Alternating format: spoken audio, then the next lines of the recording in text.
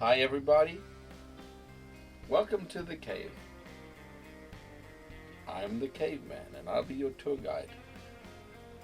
Through these little roads and channels, these little rivulets run streaming from a hard drive tucked away in the confines of my bat cave back there. Audio of the finest quality, resembling voices and instruments playing songs by John Rooney. This record is a much more vital record than the last one, I feel. I think it's we've tapped into a sort of a younger indie, not necessarily younger, but more of an indie vibe with the music, and it's a lot more straightforward and delivered a lot more with a lot more attitude and angst, which is a kind of a joyous thing at times, as opposed to being orchestrated and somber.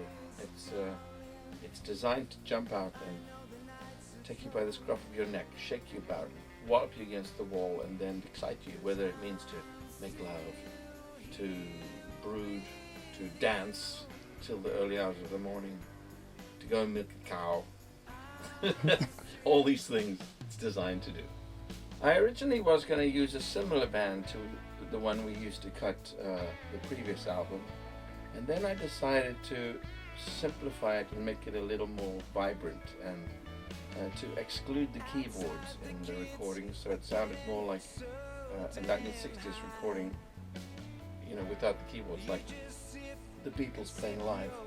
And so that was the inspiration for that, and I thought it would represent John more, because he likes like indie music, and I think he appreciates indie music, and I think there's no point in making him sound like a mainstream crooner if that's not what he wants to do. If he likes indie music, let's make him a record that he likes to listen to.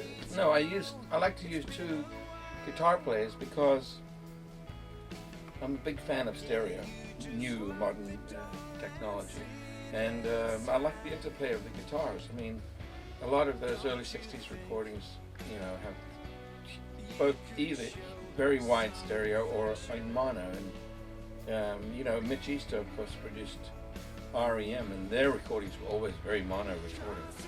But I like the stereo thing. It works for me, and I like to hear the guitars playing against each other.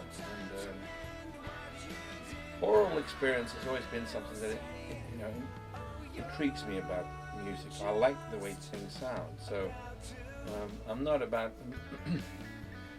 how it comes across the best on the radio, or if you listen on a home system and you're cooking in the kitchen with only one speaker. I think there comes a point when the lowest common denominator has to actually make way for quality of experience. And so I like stereo, so I use it. Totally more than open to any ideas that Mitch would have or had or has, and it's always a lesson to get input from people of that caliber, and but as it was, Mitch came as a guitar player. He came and he played great, and made me want to spend more time around him, whether in the studio or not. He's just a super guy and wonderful talent, and very creative off his feet, because he was given a lot of sort of random instruction, like just play low note solos here, or basically be yourself, and he was himself very well. Mitch Easter does Mitch Easter best, better than anyone else does Mitch Easter. But I worked with Kenny, and I worked with him years ago, and he's like the number one session guy in Nashville, and not for no reason. I mean, he's a sensational guitar player, just absolutely sensational. And so do you match him up with somebody like Pat because of their styles are so similar, or because they're different, or just because everyone works together so well? No, I match him up with Pat because it's a no ego room, and that's really kind of when you get that caliber of musicians together and there's no ego, there's room for them to explore and find a voice. I mean, all of these guys is capable of doing everything on. I mean, each of these guys could probably play the drums, the bass, both the guitar parts, and even do the vocal, better than anyone else. But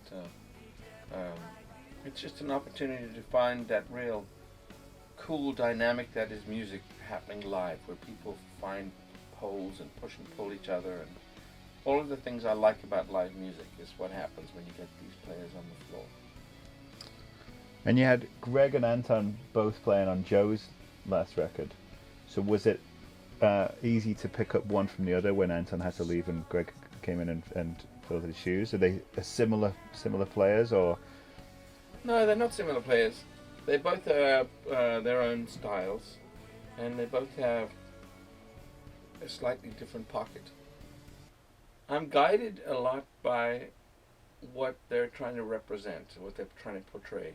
I am guided by the lyrics in the production style of each song, and I try to match the vibe of their song writing with the vibe of the music. So a track like Last Lullaby could have come out very sweet, and but the lyrics are very cryptic in a sense, and only when you get the backstory to the lyric do you understand this, this intense darkness behind this Last Lullaby. And so it absolutely guides, the way it is. I mean, if it's Last Lullaby and the person's just singing a child to sleep, that would end up one way. If the person's singing a child to sleep and then the person gets murdered, that's a different tag on the same story. So you can't just start it pretty and sweet and leave it at that. You kind of have to go somewhere where you can feel there's an edge in it, and there's a discomfort in it, and that there's a sense of not quite finished, and is this really necessary? It's darker than it should be for Wind in the Willows.